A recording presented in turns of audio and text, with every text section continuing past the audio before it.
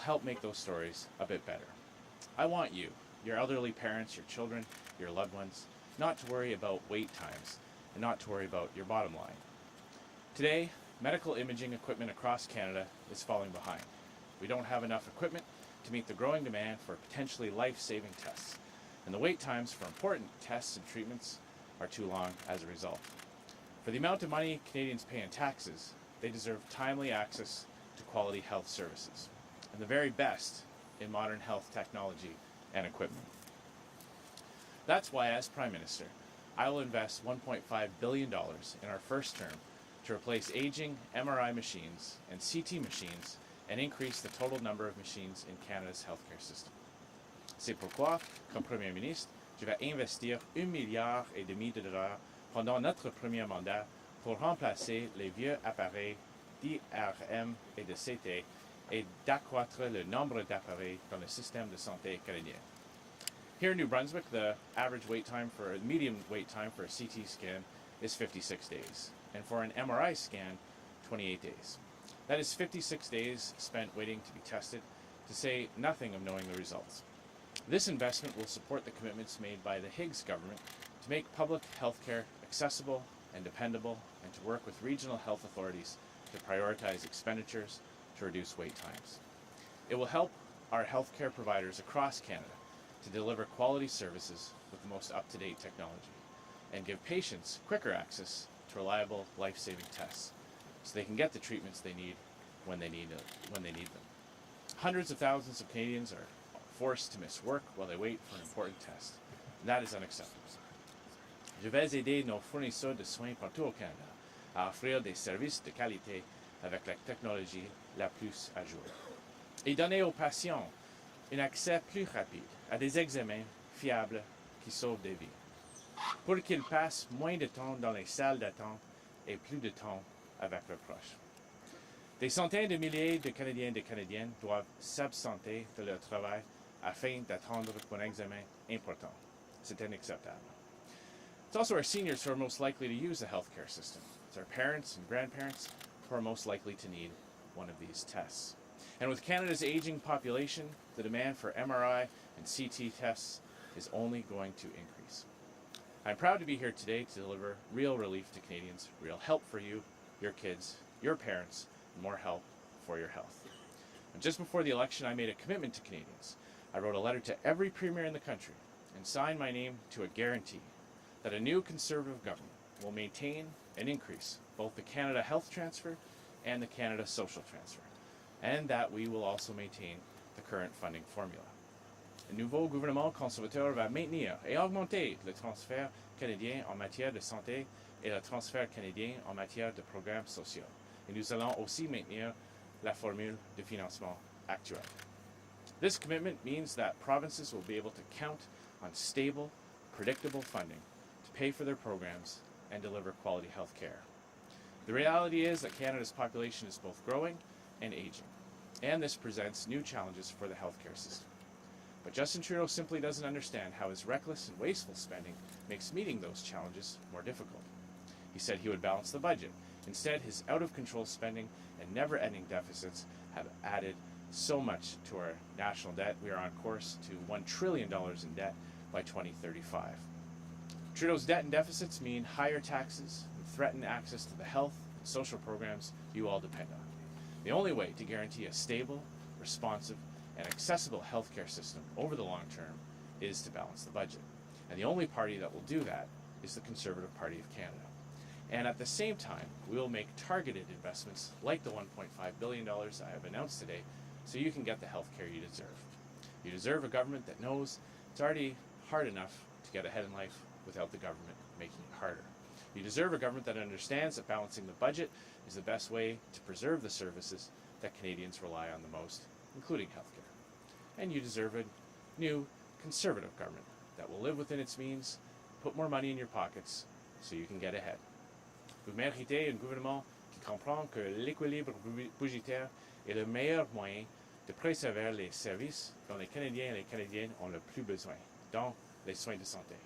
Vous méritez un nouveau gouvernement conservateur qui va vivre selon ses moyens et mettre plus d'argent dans vos poches pour que vous puissiez améliorer votre quotidienne. Thank you very much. Merci beaucoup.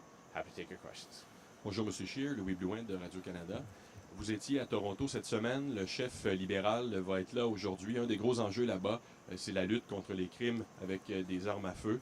Il y a des maires de grandes villes, des groupes qui demandent depuis des années à répétition que soient interdits les armes de poing, les armes d'assaut. Je veux savoir, vous, pourquoi, à vos yeux, ça ne fait pas partie de la solution? Nous écoutons les experts des polices qui ont dit que la meilleure façon de lutter contre les crimes comme ça, c'est de lutter les criminels et les gangs de route. Et ça, c'est le pilier de mon plan pour un Canada plus sécuritaire. Et c'est mieux d'avoir les ressources qui ciblent les criminels et les armes à feu illégales. Et ça, c'est l'objectif de notre plan. Le chef libéral vous accusait la semaine dernière d'être dans la poche du lobby pro-armes. Est-ce que des groupes d'intérêt ont un contrôle sur votre programme politique? Ça, c'est une accusation ridicule faite par une première ministre qui est dans le milieu de son propre scandale et qui maintenant est désespéré de faire des distractions. Nous sommes là pour les gens honnêtes, les propriétaires des armes à feu honnêtes, les producteurs, les chasseurs, et nous va cibler les vrais criminels et les armes à feu illégaux.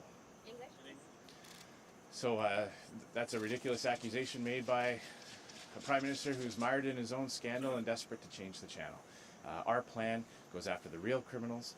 We're going after the illegal firearms. We're standing up for honest Canadians, farmers and hunters, people who use firearms responsibly and legally. It's easy to ask law-abiding Canadians to follow more laws. It's harder to go after the criminals and the illegal firearms. Conservatives are ready to do the hard work that will actually improve safety in our communities. Good morning, Mr. Scheer. Olivia Spanovich from CBC News. Are you or your team aware of any other controversial photos of the Prime Minister? And if so, why won't you release them? I'm not aware of any further And your photos. team? I'm not aware that we are. Okay. Why won't you commit to implementing the United Nations Declaration on the Rights of Indigenous Peoples? As I've said in the past, there are many laudable goals in that particular declaration. Many that Conservatives have been working on in the past and will commit to working on in the future. The issue is around ensuring that we have a process in this country where big projects can get built again. And the wording around free, prior, and informed consent is one that has not been defined. Even within the Indigenous communities, there's disagreement about what that means and how that would be implemented. And if we want to be a country where we can get big projects built again, we have to be very careful about the types of things, the wording on these types of things. And so we are committed to improving the quality of life for Indigenous Canadians, both on and off reserve, and at the same time bringing in a regulatory approvals process that could actually get to a yes in this country again. Oui. Il y a des objectifs dans cette déclaration très importants que les conservateurs appuient et qu'on va appuyer au futur, mais il y a des inquiétudes sur le principe des aspects comme il est lié à nos ressources naturelles et grands projets. Alors, on va travailler sur les objectifs très importants, mais aussi créer une régie dans ce pays où les grands projets pourraient être construits. Hi, Mr. Scheer. Janice Dixon with the Globe and Mail. Yesterday, Justin Trudeau apologized again for what he did in Winnipeg. The crowd seemed pretty receptive there. What did you think about what he had to say? Well, I believe Canadians would have been able to accept his apology had he been more, might have been able to accept his apology had he been open and transparent the first time, if he hadn't lied when he was first given the opportunity to address it.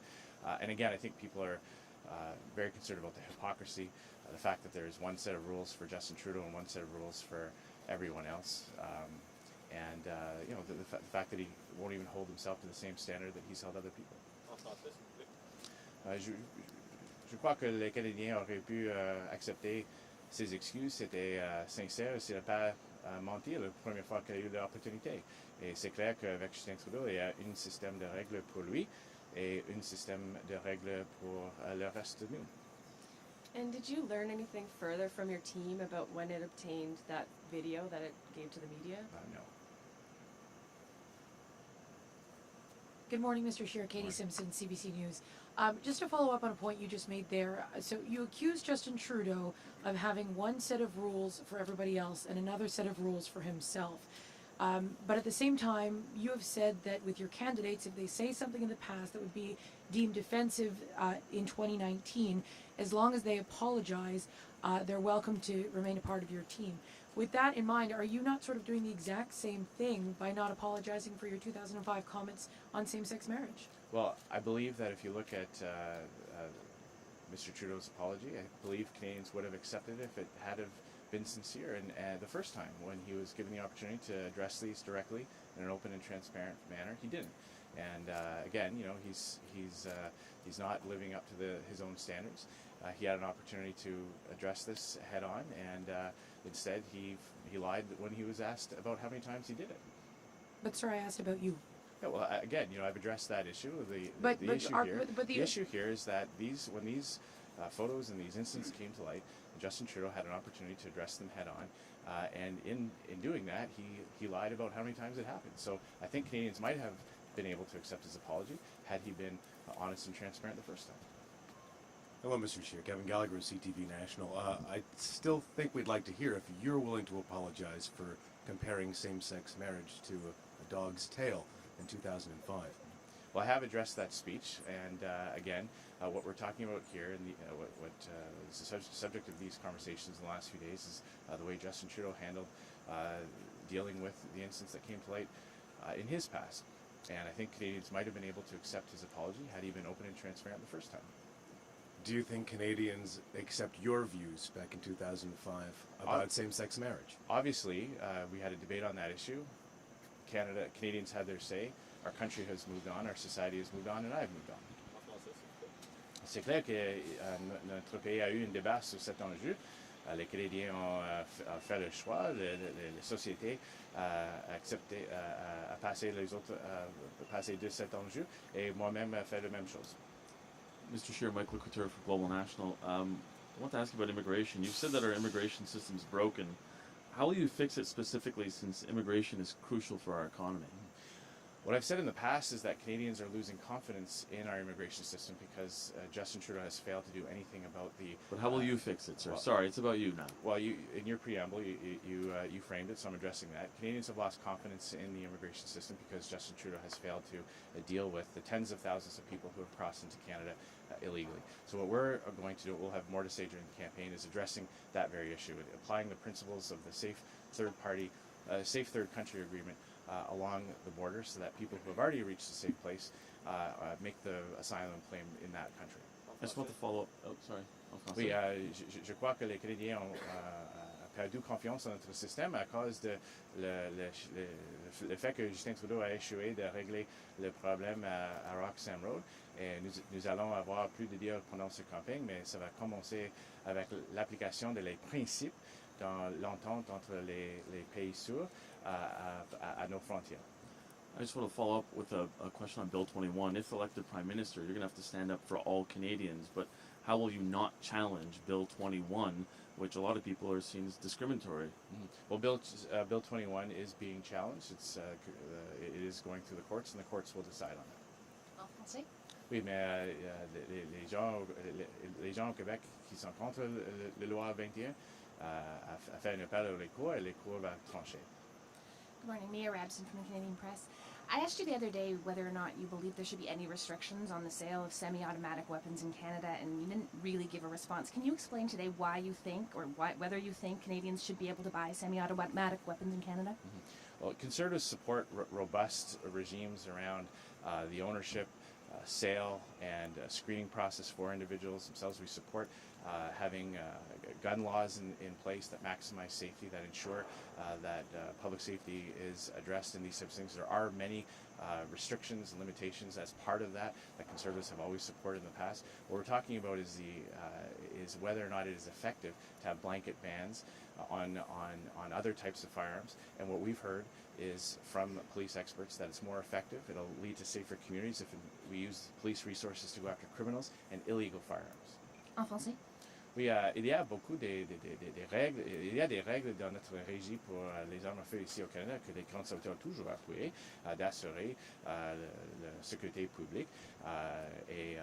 Mais nous écoutons les experts que c'est mieux d'utiliser les ressources policières à lutter contre les gangs de route et les armes à feu illégaux. Canadian governments have been promising internationally for more than a decade to help phase out fossil fuel subsidies. You said this week you're cutting at least $1.5 billion in subsidies to corporations. Will you commit to living up to Canada's commitment to phase out fossil fuel subsidies, and over what time frame?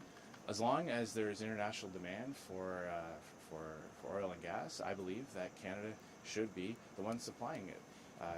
The projections for consumption of oil and gas well into the future are only expected to rise, and I believe it's much better for the world, much better for our environment, for Canada to be supplying that energy. It's better for Canadian energy to fill Canadian markets and to be exported around the world than oil and gas producing countries without environmental standards like Saudi Arabia, like Venezuela, that don't have the same commitment to human rights. So I don't just believe the world needs more Canadian energy, I believe Canada needs more energy, and that's why I support the energy corridor, which will allow Western Canadian energy to reach Eastern markets. En français?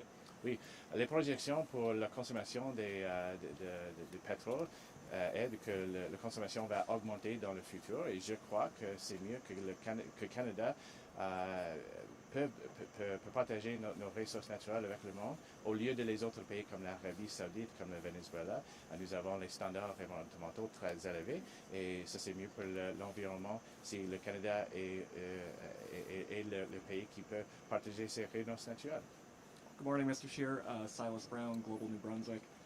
In this region of the province, you have 3 former MPs who are running against the people that they lost to in the last election. What's your pitch to New Brunswickers in this area who may have voted Liberal last time and you want to reconsider? Mm-hmm. Well, I hear that every time I come to New Brunswick. In fact, every time I travel all across the country, I hear so many people who say that they voted Liberal in 2015 and they're so disappointed because Justin Trudeau has turned out to be not as advertised. They did not get what they expected from this government.